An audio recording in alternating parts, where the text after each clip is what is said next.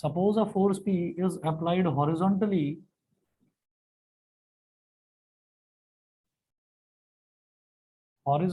on a body of mass m, so that the body of mass m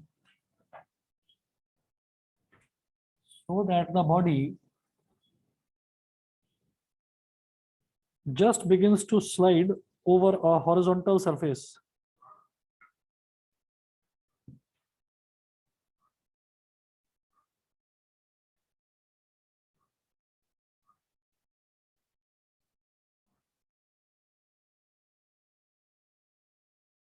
Just begins to slide over a horizontal surface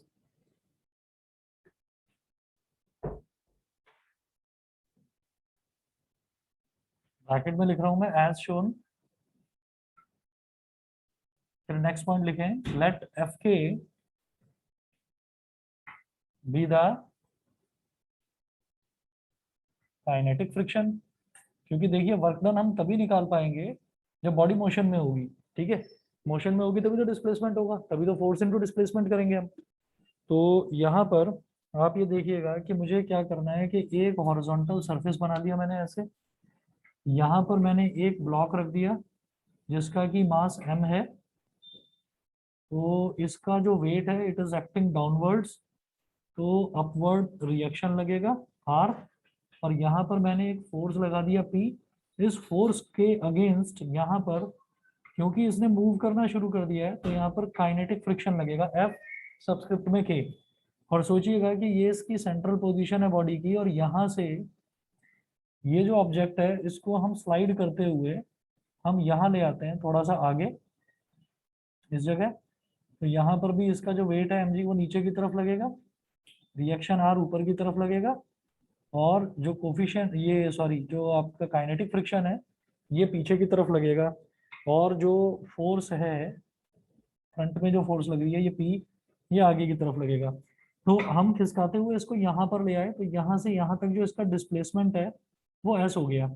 जब भी कोई बड़ी body दे रखी होती है तो जो डिस्प्लेसमेंट निकाला जाता है उसका वो उसके सेंटर ऑफ मास से निकाला जाता है। सेंटर ऑफ मास क्या होता है, कोई भी बॉडी दे रखी है तो उसका जो सेंट्रल पॉइंट है उसको उसका सेंटर ऑफ मास बोल देते हैं। ठीक है, तो जैसे ये मेरे को नजर आ रहा है कि ये जैसे कि एक रेक्टेंगल है, तो रेक्टेंगल का सेंटर ऑफ मास कहाँ पर लाई करेगा, जहां पर उसके दोनों के दोनों डायगोनल्स इंटरसेक्ट करेंगे। तो हमने सेंटर ऑफ मास से इसके सेंटर ऑफ मास तक जो डिस्टेंस ट्रेवल्ड है वो ले लिया S। बताइए जी क्या पूछा है? ना ना इसमें नहीं है, अगले वाले चैप्टर में। ठीक है, उसके बाद आप क्या कहेंगे यहाँ पर नोट करिएगा कि work done against friction in moving the body through distance S will be. 1 minute wait करें जरा ऑनलाइन वाले बच्चे, 1 मिनट जरा सा।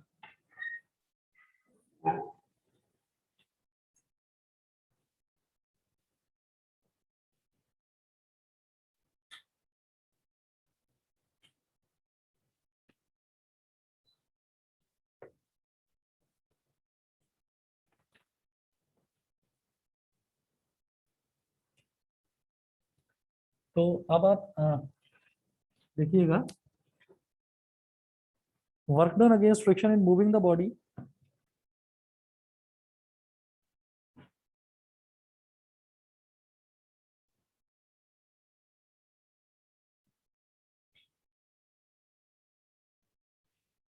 work done against friction in moving the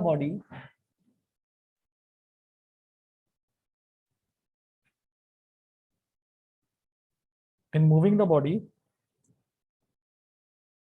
through distance capital S will be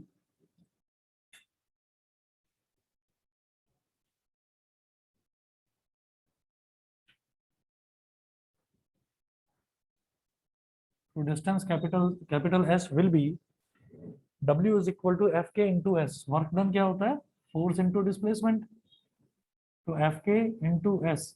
मैं ये नहीं कह रहा हूं कि ये जो फोर्स है इस फोर्स की वजह से वर्क कितना करना पड़ रहा है, मतलब ये फोर्स मान लीजिए मैं लगा रहा हूँ, ये फोर्स मान लीजिए मैं लगा रहा हूँ, तो मैं कितना वर्क कर रहा हूँ वो डिपेंड करेगा मेरे लगाई हुई फोर्स इनटू डिस्प्लेसमेंट पर, ठीक है।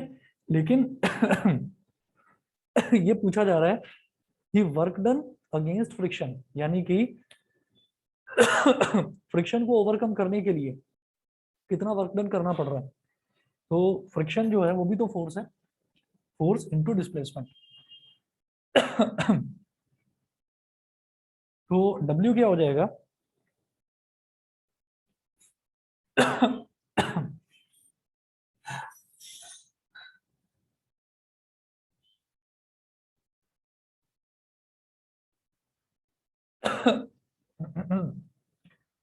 ये होता है नॉर्मल रिएक्शन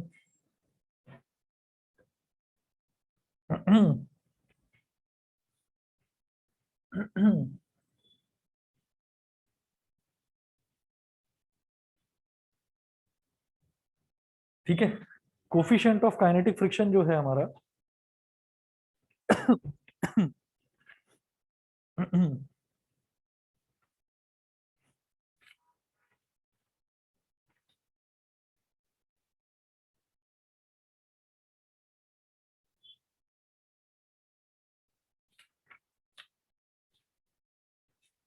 ये सही कर लीजिए, मैंने गलत लिखा है, एफ के अपॉन आर होता है ये, F K upon are, you के is equal to F K upon R. तो ये यहाँ पर मेंशन करने की जरूरत क्या है कि ये जो काइनेटिक फ्रिक्शन है, काइनेटिक फ्रिक्शन ये फोर्स है, तो इस एफ के की जगह मैं क्या लिख सकता हूँ, म्यू के into R. Mu K is coefficient of kinetic friction into R into S, और आर क्या है, क्योंकि वर्टिकल मोशन हो ही नहीं रहा तो आर आपके mg के इक्वल है, तो मैं इसको ये भी कह सकता हूँ, और w is equal to mu के into m g into s, ठीक है। म्यू के into m g into S. उसके बाद नेक्स्ट टॉपिक नोट करेंगे, work done in moving a body up an inclined plane. Work done in moving a body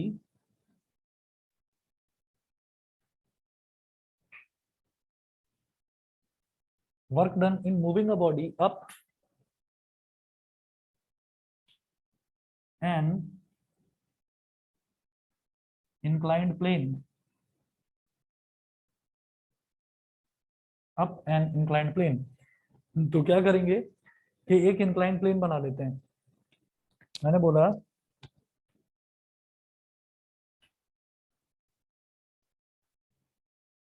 कि ये एक इंक्लाइंड प्लेन है, इस इंक्लाइंड प्लेन पर हम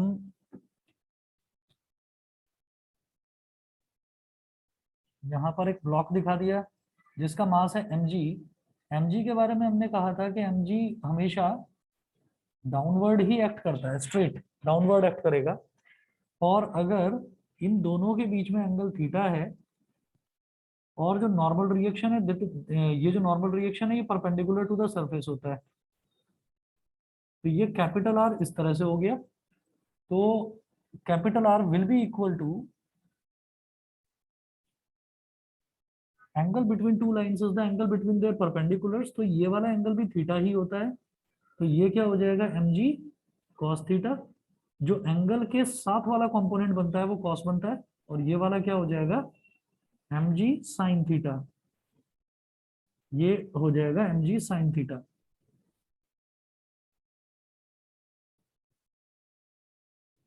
उसके बाद एक फोर्स जो थोड़ा इसको रोकती है, फ्रिक्शन की फोर्स, वो ऊपर की तरफ लगेगी, बैकवर्ड लगेगी।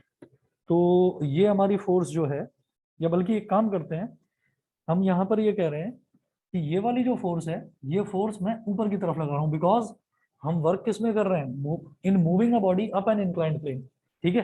तो यहाँ पर हम फोर्स तो लगा रहे हैं ऊपर की तरफ, mg sin थीटा नीचे की तरफ ही एक्ट करेगा। तो ना ना ना, ये दूसरी चीज है, ये वर्क डन निकाल रहे हैं उसका, ये वर्क डन निकाल रहे हैं, वहां हमने स्लाइडिंग फ्रिक्शन की बात करी थी जिसमें एंगल ऑफ रिपोज निकाला था, ठीक। और अब मैं ये कहूंगा कि mg इस तरह से हो गया, mg cos थीटा हो गया, तो जो इसको रोकने वाली फोर्स है ये है, इसको मैं बोल दूंगा ऐसे एफ के, दिखाई दे रहा है ऑनलाइन वाले बच्चों को?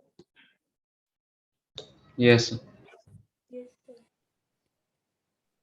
Yes sir. ठीक है, मैंने थोड़ा सा मैग्नीफाई कर दिया, देख लीजिए। लक्ष्य, पार्थ, कनिष्क, यहाँ तक क्लियर है? Yash, Vidushi? Yes sir. Yes sir. हाँ, चलिए ठीक है। डायग्राम आप लोगों ने बना लिया है? Yes sir. ठीक है, मैं जूम आउट कर रहा हूँ उसको। देखिएगा, यहाँ पर ये है कि हमने एक फोर्स लगाई P, फोर्स हमने P लगाई ऊपर की तरफ, इंक्लाइंड फोर्स लगा रहे हैं हम ऊपर की तरफ। ठीक है, वेट जो है वो आप किसी भी बॉडी को ऊपर लेकर जाओ या किसी भी बॉडी को नीचे लेकर जाओ, वेट जो है वो हमेशा नीचे की तरफ एक्ट करता है और बिल्कुल स्ट्रेट लाइन में एक्ट करता है। तो ये इंक्लाइंड भले ही हो, हमारा mg जो है वो बिल्कुल स्ट्रेट नीचे की तरफ एक्ट करेगा, ये mg हो गया। जो नॉर्मल रिएक्शन होता है वो लगता है सरफेस के परपेंडिकुलर, सरफेस के परपेंडिकुलर। तो सरफेस पर ये ऐसे रखा हुआ है, तो इस सरफेस के परपेंडिकुलर नॉर्मल रिएक्शन आर हो गया। ठीक, तो मैं ये कहता हूं कि ये एक हॉरिजॉन्टल प्लेन है और ये इंक्लाइंड प्लेन है, इन दोनों के बीच में अगर एंगल थीटा है तो ये जो हॉरिजॉन्टल प्लेन है इस पर परपेंडिकुलर हो गया mg, और ये जो वर्टिकल प्लेन है इस पर परपेंडिकुलर ये वाली लाइन हो गई। ठीक है, तो angle between two lines is the angle between their perpendiculars. इन दो लाइंस के बीच में अगर एंगल थीटा है तो इनके परपेंडिकुलर्स के बीच में भी एंगल थीटा ही होगा। तो जब ये mg के साथ इधर थीटा बन रहा है तो mg के साथ वाला कंपोनेंट mg cos थीटा, और जो परपेंडिकुलर कंपोनेंट है that is mg sin theta. मैं फोर्स लगा रहा हूँ P ऊपर की तरफ, तो F के यानी कि काइनेटिक फ्रिक्शन की फोर्स, क्योंकि बॉडी मूव कर रही है, मूव कर रही है तो काइनेटिक फ्रिक्शन होगा, तो वो इसको स्टॉप करेगी पीछे की तरफ। ठीक है, अच्छा अब आप इसमें नोट करेंगे कि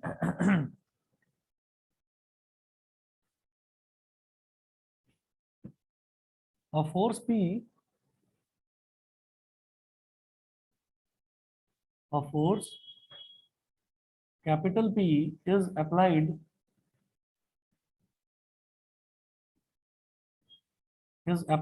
on a body of mass m to move it up an inclined plane। इसको एक inclined plane पर ऊपर मूव करने के लिए हमने जो फोर्स लगाई that is capital P। Capital P force लगा रहे हैं हम ऊपर की तरफ। ठीक है,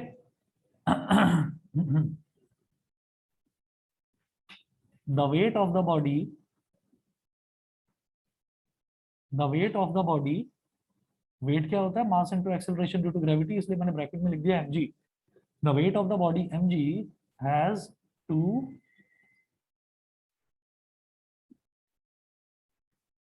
components mg sin theta and mg cos theta। mg sin theta और mg cos theta ये दो इसके कंपोनेंट्स हो गए। उसके बाद आप ये कहेंगे if Fk is the kinetic friction,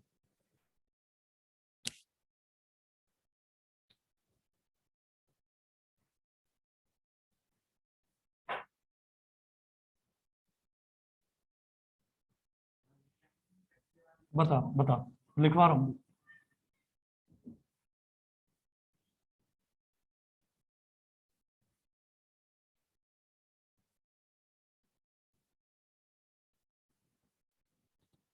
हाँ जी, नेक्स्ट लाइन है if Fk is the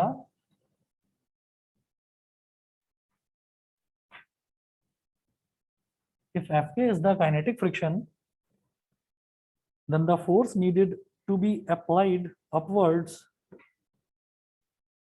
then the force needed to be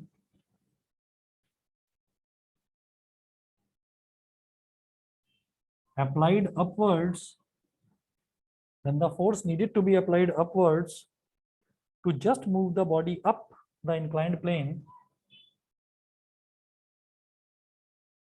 to just move the body up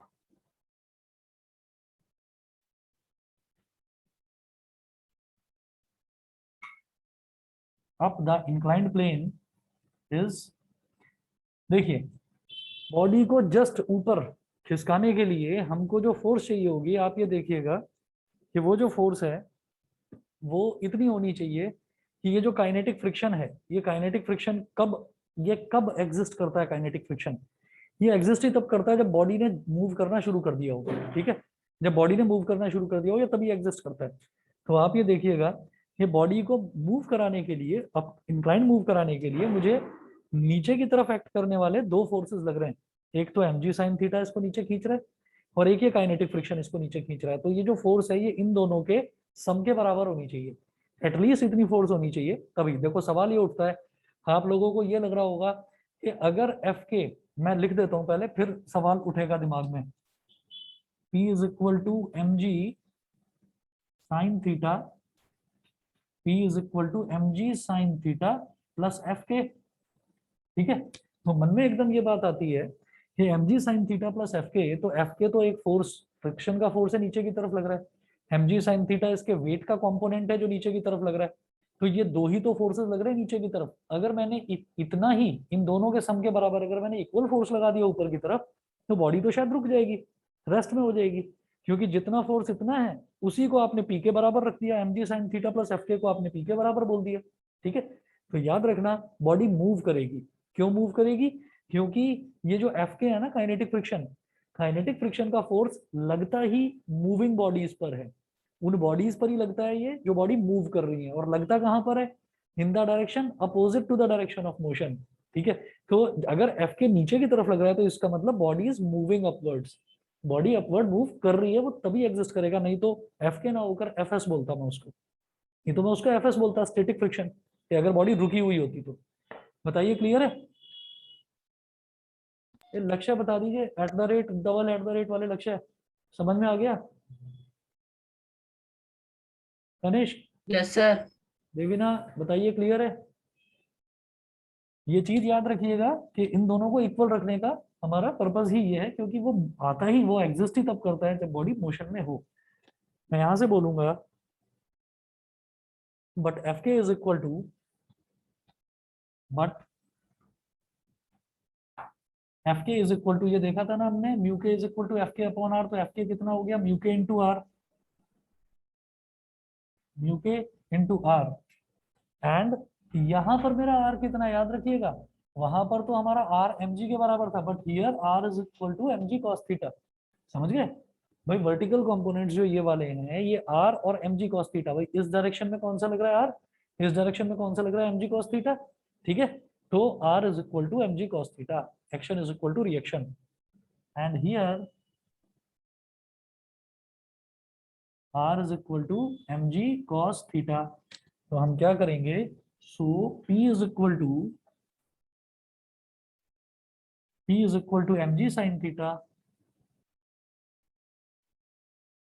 plus F k की जगह आप पहले लिखे म्यू के इंटू आर, और नेक्स्ट स्टेप में आप लिख दीजिए एम जी साइन थीटा प्लस आर कितना है? M G cos theta. तो म्यू के इंटू एम जी कॉस थीटा, म्यू के इंटू एम जी कॉस थीटा। फिर हम कहेंगे कि P हमारा कितना हो गया? दोनों में देखिए mg कॉमन लिया जा सकता है, mg ले लिया कॉमन, ब्रैकेट में बचा साइन थीटा प्लस म्यू के कॉस थीटा। अगर आपको याद हो तो आप समझ रहे होंगे कि ये जो थीटा है, this is called angle of repose, इसको एंगल ऑफ रिपोज बोल देते हैं। और एंगल ऑफ रिपोज और एंगल ऑफ फ्रिक्शन दोनों इक्वल होते हैं। एंगल ऑफ फ्रिक्शन और एंगल ऑफ रिपोज दोनों इक्वल होते हैं, तो अलग अलग नाम देने की जरूरत क्या है? Angle of repose comes into play when a body slides over an inclined plane. जब इंक्लाइंड प्लेन पर स्लाइडिंग होती है, तब जो फ्रिक्शन होता है एंगल का, उसी को हम एंगल ऑफ रिपोज बोल देते हैं, ठीक है? इसका हमने प्रूफ देखा है, दोनों इक्वल कैसे होते हैं। तो P हमारे पास इतना आ गया। तो ये तो कौन सी आई है? ये तो अप्लाइड फोर्स आई है। अब आप ये सोचिए कि अगर बॉडी जो है, if it moves over a displacement of s, क्या करना है? ये फोर्स आ गई, P जो है ये फोर्स आई है, तो इस फोर्स में डिस्प्लेसमेंट को मल्टीप्लाई करो, बस आ गया वर्क डन। तो आप नोट करें कि work done in pulling the body through distance s, so work done in pulling the body through distance capital S is work done W is equal to applied force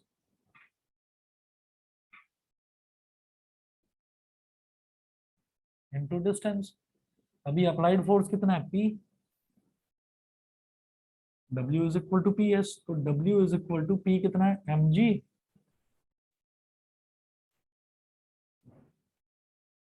sign theta plus mu के cos theta into S.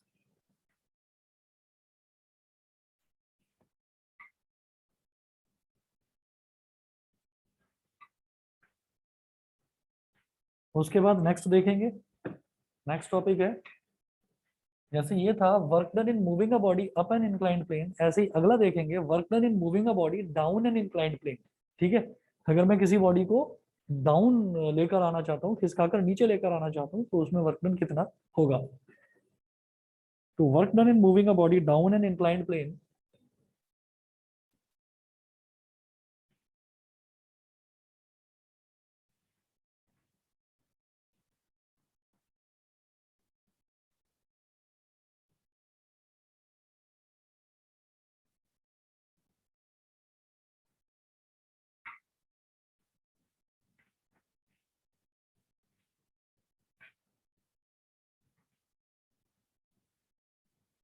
Work done in moving a body down an inclined plane, तो आप क्या करेंगे इस वाले question में, बस diagram में थोड़ा सा चेंज हो जाएगा, डायग्राम बेसिकली यही बनेगा। ठीक है, बस क्या है कि जो अप्लाइड फोर्स है वो ऊपर की तरफ बल्कि ना लगकर नीचे की तरफ लगेगी। तो मैं इस तरफ कर रहा हूँ मिटाकर इसको। हाँ, हाँ वो भी उल्टी तरफ लगेगा बिल्कुल।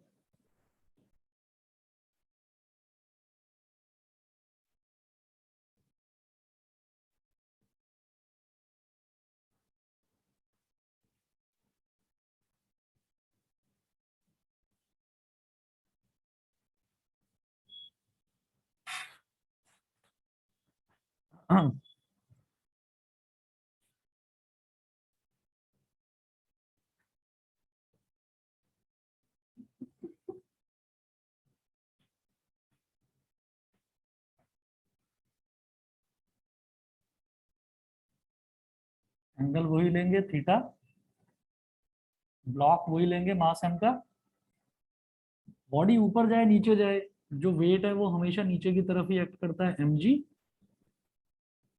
तो इसका ये वाला कंपोनेंट वही हो जाएगा, ये थीटा है, तो ये वाला कंपोनेंट हो जाएगा mg cos थीटा, ये भी नीचे की तरफ एक्ट करेगा, this is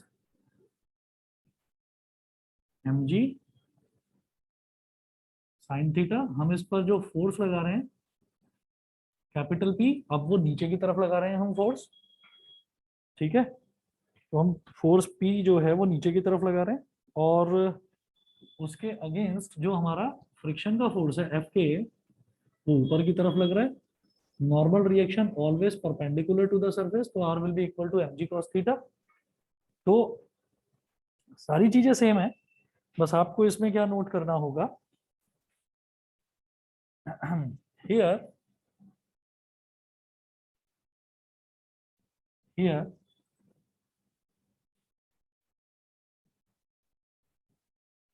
the force capital P is applied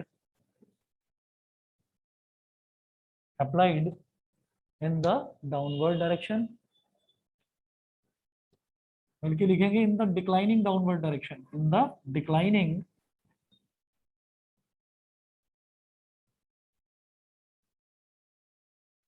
in the declining downward direction,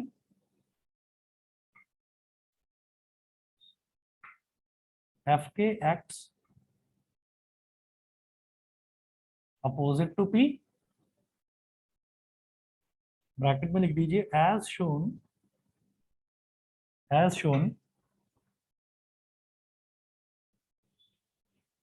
अब लिखें the applied force needed to just move the body down the inclined plane,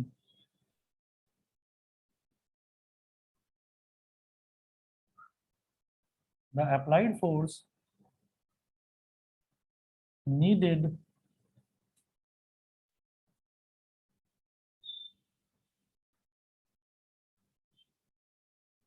to move the body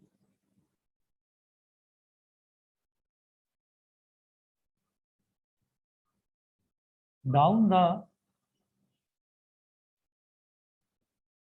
the inclined plane, to move the body down the inclined plane is, वो applied force क्या होगी, आप ये देखिएगा कि अब F के यहाँ पर लग रहा है, ठीक। अगर मान लीजिए ये एफ के काइनेटिक फ्रिक्शन की फोर्स इतनी कमजोर होती है कि मुझे अप्लाइड फोर्स लगाने की जरूरत ही ना पड़ती, ठीक है, तो ये अपने वेट से ही खिसकता हुआ आ जाता नीचे, ठीक है। लेकिन थोड़ा तो फोर्स लगाना पड़ रहा है, तो वो जो फोर्स है P प्लस ये दोनों नीचे की तरफ है P और mg साइन थीटा, तो P plus mg sine theta is equal to F K हो जाएगा, ठीक है। तो ये मेरे पास हो गया P plus mg sine theta is equal to F K. Again समझने की चीज ये है कि बॉडी जो है वो मूव कर रही है, इस वजह से एफ के है, नहीं तो एफ के नहीं होता। काइनेटिक फ्रिक्शन तभी आता है जब बॉडी मूव करती है, तो बॉडी तो मूव कर रही है, नहीं तो आपको ये लगेगा कि नहीं ये तो स्टेबल इक्विलिब्रियम की कंडीशन है कि इधर वाला फोर्स इज इक्वल टू इधर वाला फोर्स, ठीक है। ये मूवमेंट की कंडीशन तभी है जब एफ के है यहाँ पर, नहीं तो मूवमेंट की कंडीशन नहीं होती। mg साइन थीटा को उधर ले जाइए, p is equal to F के माइनस mg साइन थीटा। उसके बाद फिर वही सेम चीज आपको करनी है कि जब हमारे पास एफ के की वैल्यू म्यू के इंटू आर है, सिंस एफ के इज इक्वल टू म्यू के into R and R is equal to R, ये इज इक्वल टू कितना है, mg cos theta, R is equal to mg cos theta, therefore F के is equal to mu के into R, मतलब mu के into mg cos theta, mu के into mg cos theta. Online वाले बच्चों को दिखाई दे रहा है नीचे तक? Yes, sir. Yes. ठीक है।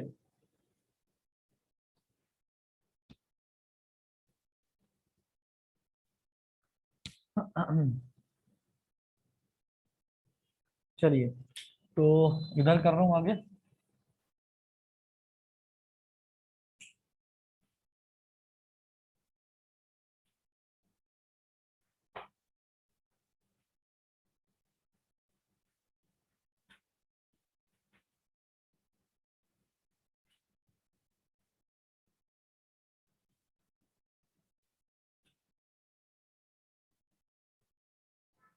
अब अगला हम क्या कहेंगे यहाँ पर कि एफ के की वैल्यू यहाँ पर डाल दीजिए, therefore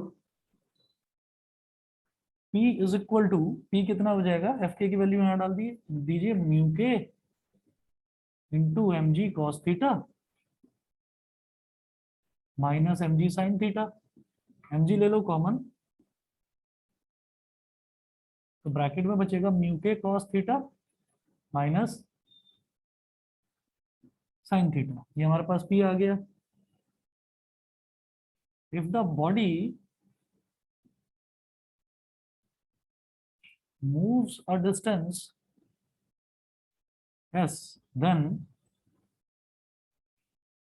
work done is equal to, फिर वही चीज है, फोर्स इनटू डिस्प्लेसमेंट।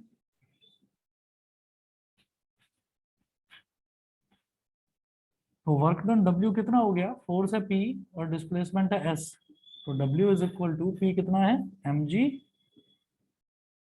और ब्रैकेट में म्यू के cos theta minus sine theta into S, ठीक है। आप कहोगे जी यहाँ पर वेक्टोरिकली करके क्यों नहीं दिखा रहे हो, वेक्टोरिकली इसलिए नहीं दिखा रहे, वर्क डन जो है वेक्टर क्वांटिटी नहीं होती, स्केलर क्वांटिटी होती है, ठीक है। तो ये हो गया आपका work done in moving a body down an inclined plane.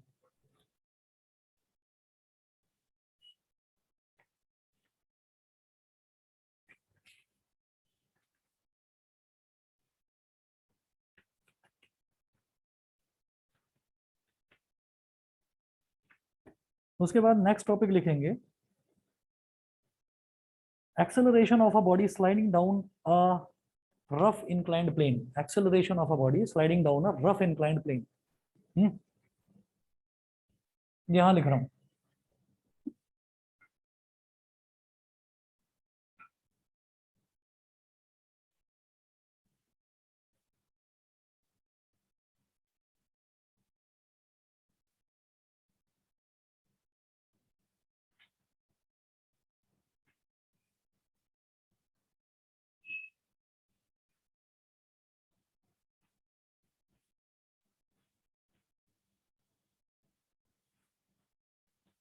Acceleration of a body sliding down a rough inclined plane. ठीक, तो इंक्लाइंड प्लेन की बात हो रही है, तो इंक्लाइंड प्लेन में अगेन मेरे को डायग्राम जो है वो बिल्कुल ऐसे ही बनाना है जैसे मैंने यहाँ बनाया। बॉडी जो है वो स्लाइड अप नहीं कर रही है, वो स्लाइड डाउन कर रही है, नीचे की तरफ आ रही है। तो जब नीचे की तरफ आ रही है बॉडी, तो हमने जैसे वर्क डन निकाला, तो वर्क डन निकाला है, हम अब कोशिश करेंगे हम एक्सेलरेशन निकालने की। ठीक है, तो एक्सेलरेशन कैसे निकलेगा?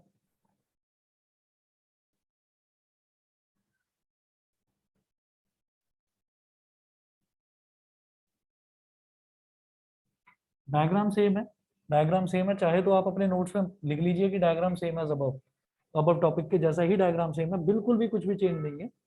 बस एक आपको एक्सेलरेशन उसमें दिखाना होगा, वो भी आप मतलब जरूरत नहीं है, अगर चाहें तो बना लें डायग्राम, नहीं तो नहीं।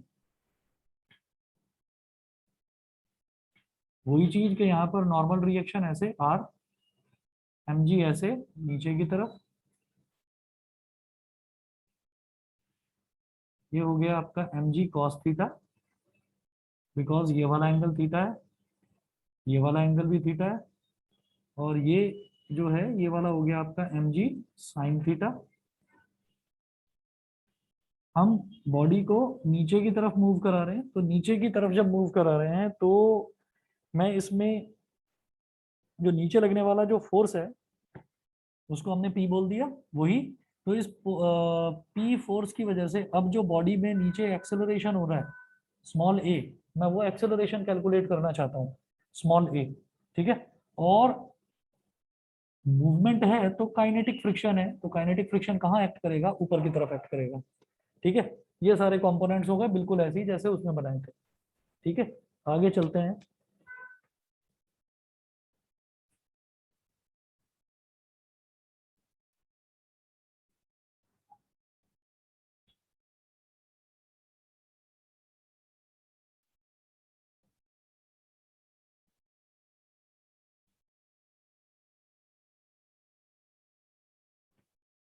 आगे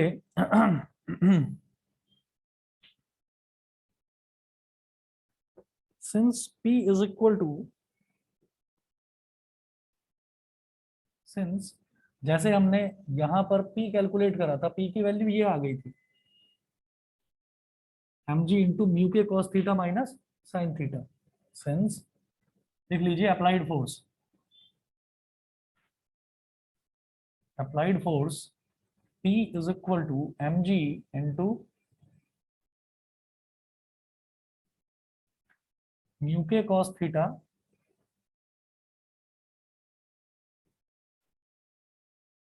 एम जी इंटू म्यू के कॉस थीटा माइनस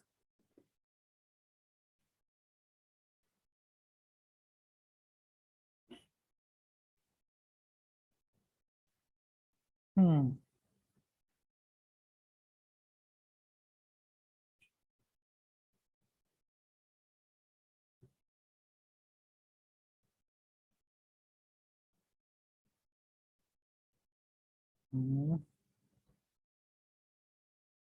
म्यू के कॉस थीटा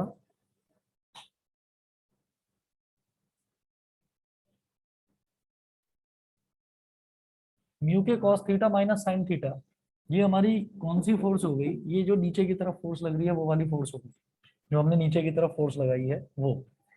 ठीक है, अब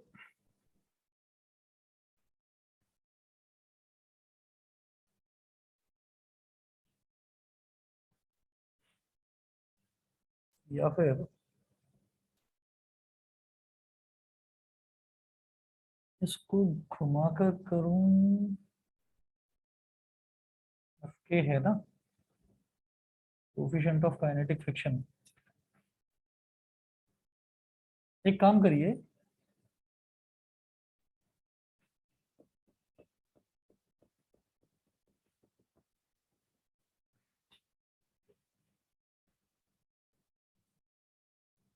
चलिए अप्लाइड फोर्स तो ये हो गई, हम यहाँ पर नेक्स्ट लिखेंगे एफ के इज इक्वल टू, एफ के is equal to P plus M ji sine theta. भाई यहीं से तो ये वाला रिलेशन सॉल्व करके आया था, एफ के is equal to P plus M ji sine theta, और मैं ये कहूंगा कि ये जो एफ के है,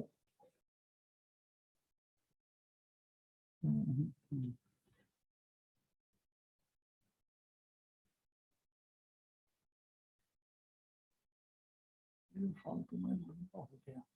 चलिए, जो P है, P की वैल्यू हमने ये निकाली थी, तो mg म्यू के कॉस थीटा माइनस एम, एक मिनट रुक जाना, एक मिनट रुक जाना, एफ के is equal to P plus M ji sine theta, ये हो गया। Also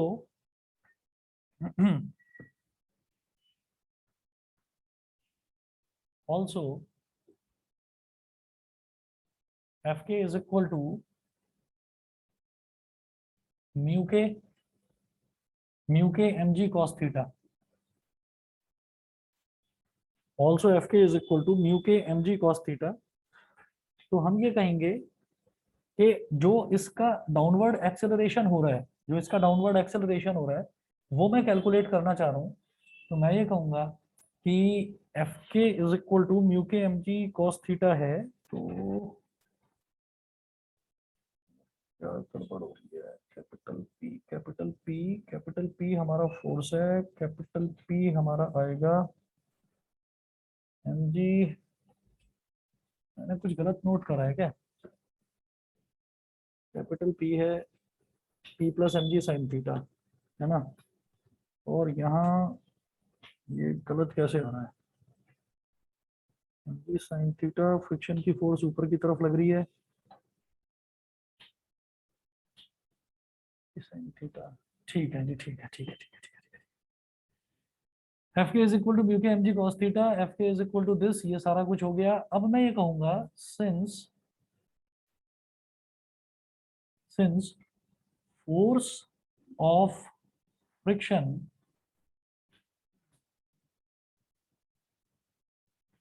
always acts in the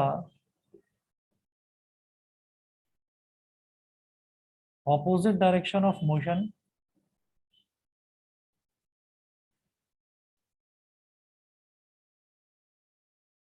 since force of friction always acts in the opposite direction of motion,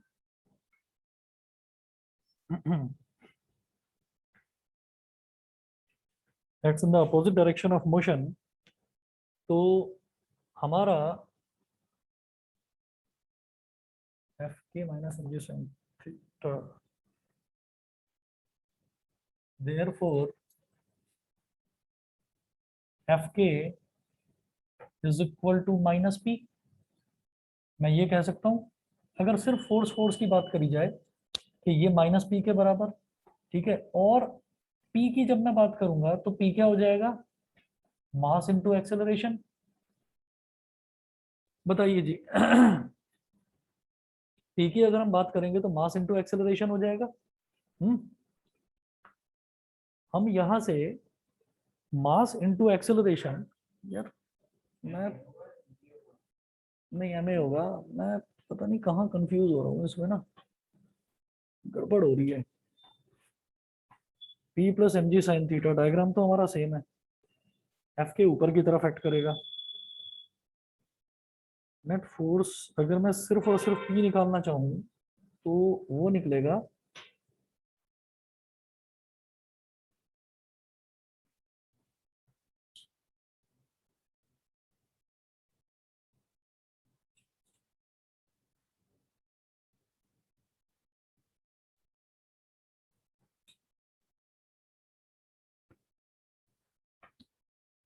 एक काम करिए, जैसे ही हमने डायग्राम बनाया है, ये वाला ना पूरा मिटा दो, काट दो इसको, इसको काट दो। एक कंडीशन मैंने मेंशन नहीं करी है, उसकी वजह से ये गड़बड़ हो रहा है, नोट करें जरा।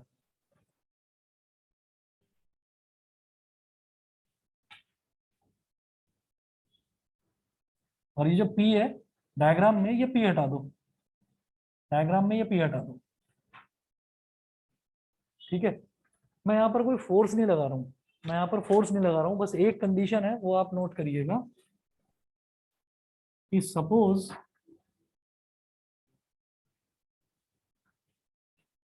The angle of inclination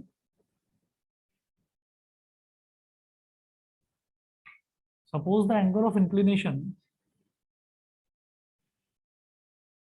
is greater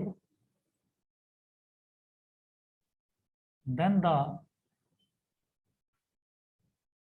angle of repose। बस ये इंपॉर्टेंट लाइन है, ये ध्यान रखिएगा।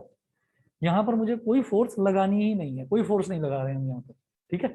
तो क्या है कि बॉडी जो है वो अपने मास से ही नीचे की तरफ आएगी, और अगर कोई भी एंगल ऑफ इंक्लिनेशन में कैसा लगा रहा हूँ, देखिए एंगल ऑफ रिपोज क्या होता है। एंगल ऑफ रिपोज वो एंगल होता है जिस एंगल पर स्लाइडिंग प्लेन पर, एक स्लाइडिंग प्लेन पर बॉडी जस्ट जो है वो स्लाइड डाउन करना धीरे धीरे धीरे धीरे शुरू कर देती है, ठीक है। When the body just begins to slide, तो उस टाइम जो हम बोलते हैं, जो हमारा स्टैटिक फ्रिक्शन है, उसको हम बोल देते हैं लिमिटिंग फ्रिक्शन, ठीक है। नहीं समझे? दोबारा बताता हूँ कि जब हमने इंक्लाइंड प्लेन वाला सबसे पहले जो हमने टॉपिक करा था, तो इंक्लाइंड प्लेन में सबसे पहले हमने ये देखा था कि जो इंक्लिनेशन है, ये वाला एंगल थीटा है, वही ये वाला एंगल थीटा यहाँ पर आ जाता है इक्वल, ठीक है। तो ये वाला जो एंगल है ये रिपोज वाले एंगल से थोड़ा सा बड़ा है, ये वाला एंगल रिपोज वाले एंगल से बड़ा है। अब आप ये कहेंगे कि भाई ये रिपोज वाला एंगल ही तो है, ठीक है। रिपोज वाला एंगल वो एंगल होता है जिस पर बॉडी जस्ट स्लाइड डाउन करना शुरू करती है। मैं चाह रहा हूं कि बॉडी जस्ट स्लाइड डाउन करना ना शुरू करे, बड़ी तेजी से स्लाइड डाउन करे, इतनी तेजी से कि जो वेलोसिटी है वो वेलोसिटी लगातार उसकी बढ़ती चली जाए, ठीक है। कोई भी अगर ऊंची पहाड़ी है और ऊंची पहाड़ी से हम किसी भी पत्थर को या कोई गाड़ी को हम ऐसे ही छोड़ देते हैं, तो वो धीरे धीरे धीरे धीरे स्लाइड डाउन करना शुरू करती है और फिर अचानक उसकी स्पीड बढ़ती चली जाती है। हाँ बोलो। हाँ, रोलिंग मोशन आएगा, तो rolling motion is also a kind of kinetic friction. Kinetic friction ही तो दो तरीके के हैं ना, स्लाइडिंग और रोलिंग, ठीक है। इस रफ का मतलब ये है कि वो वो उस फ्रिक्शन को भी ओवरकम कर जाएगा। तो उस फ्रिक्शन को ओवरकम करने के लिए हमने क्या करा, नहीं समझे मेरी बात? देखिए अगर अगर सुनिए, अगर स्मूथ प्लेन है तो मुझे ये एंगल ऑफ इंक्लिनेशन बढ़ाना ही नहीं पड़ेगा, वो ऐसे ही फिसलना शुरू कर जाएगा थोड़े से एंगल पर ही। हमने क्या करा कि ये रफ है तो हमने इसका इंक्लिनेशन एंगल थोड़ा थोड़ा बढ़ा दिया, इतना बढ़ा दिया कि वो जस्ट स्लाइड डाउन नहीं करेगा, वो तेजी से स्लाइड डाउन करेगा। तेजी से स्लाइड डाउन करने का मतलब ये, उसकी वेलोसिटी लगातार बढ़ती जाएगी, तो इसका मतलब एक्सेलरेशन होगा। तो जो हम गलती कर रहे थे, जिसकी वजह से मैं आगे इसको डेरिवेशन को कर नहीं पा रहा था, वो गलती ये थी कि हमें यहाँ पर कोई फोर्स लगाना ही नहीं है, ठीक है। वो अपने मास की वजह से धीरे धीरे वजन की वजह से नीचे आना शुरू करेगा और धीरे धीरे उसकी स्पीड बढ़ेगी, ठीक। तो हम ये कहेंगे suppose the angle of inclination is greater than the angle of repose, so that the body moves under its own weight, अपने वेट की वजह से ही moves under its own weight with an acceleration।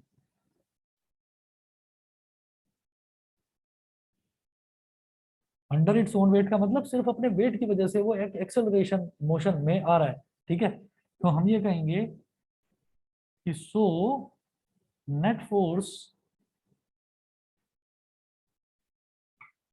with which it is moving,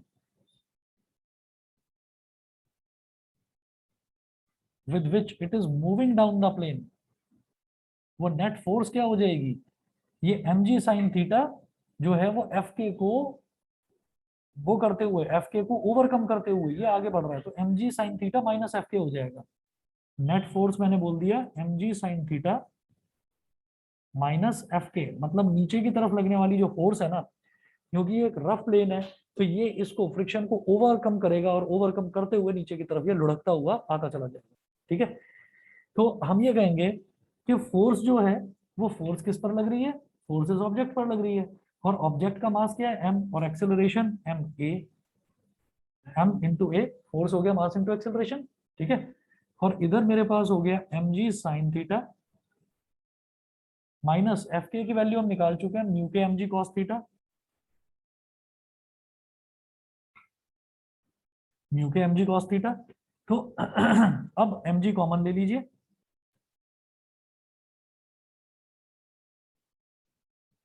sine theta minus mu के cos theta, m से m cancel out हो गया, तो ये हमारा एक्सेलरेशन आ गया g इंटू ब्रैकेट में साइन थीटा माइनस म्यू के कॉस थीटा। ठीक है, ये हमारा एक्सेलरेशन है, g into sine theta minus mu के कॉस थीटा। हाँ जी, वेलोसिटी बढ़ रही है, एक्सेलरेशन तो कांस्टेंट रहेगा, वेलोसिटी लगातार बढ़ती जा रही है, वेलोसिटी का बढ़ना इज कॉल्ड एक्सेलरेशन। ठीक है, एक्सेलरेशन का बढ़ना क्या कहलाता है ये अभी तक कुछ नहीं पता है ना, एक्सेलरेशन का बढ़ना क्या कहलाता है ये नहीं पता, वेलोसिटी का बढ़ना इज कॉल्ड एक्सेलरेशन। ठीक है, हम ये कह देते हैं कि वेलोसिटी कभी कभी कांस्टेंट रेट पर बढ़ती है, मतलब 1 मीटर पर सेकंड बढ़ती जा रही है हर सेकंड पर, तो यूनिफॉर्म एक्सेलरेशन हो गया। और अगर अभी तो 1 मीटर पर सेकंड बढ़ी, अभी 2 मीटर पर सेकंड बढ़ी, अगर 3 मीटर पर सेकंड बढ़ी, धीरे धीरे धीरे धीरे वेलोसिटी यूनिफॉर्मली ना बढ़कर वो और ज्यादा तेजी से बढ़ रही है, तो उसको हम यूनिफॉर्म ना बोलकर नॉन यूनिफॉर्म एक्सेलरेशन बोल देते हैं। ठीक है, चलिए जी, फिर आज इतना ही करते हैं, बाकी नेक्स्ट क्लास में करूंगा। अच्छा ये बताओ कि कल दोपहर में रख लूं क्लास 2:30? अच्छा No, sir. 3:30, 3:30 तो चलेगा? Yes, sir. अच्छा Sir, चलिए, ठीक है, 3:30 तो ऑनलाइन रख लूं रात में 9 बजे? हाँ, सर रात का रख लो। रात को 9 बजे रख लेता हूँ ऑनलाइन। ठीक है, चलिए जी, okay Yes, sir. Okay Thank you, sir. Okay okay okay Thank you, sir. Okay Thank you, sir. Okay